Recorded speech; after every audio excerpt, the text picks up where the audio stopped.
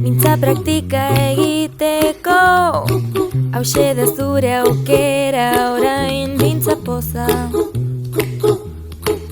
praktikatu. Mintza lagun berba lagun, mintzakide solaskide, mintza poza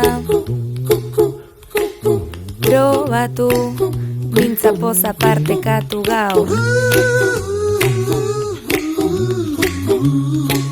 Mintza poza praktikatu, mintza poza zabaldu.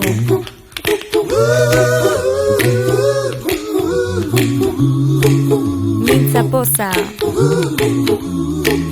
praktikatu, mintza poza aukeratu.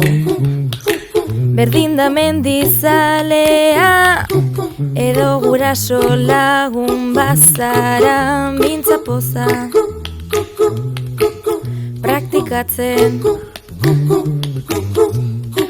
Lagun artean euskaraz egiteko aukera da, mintza poza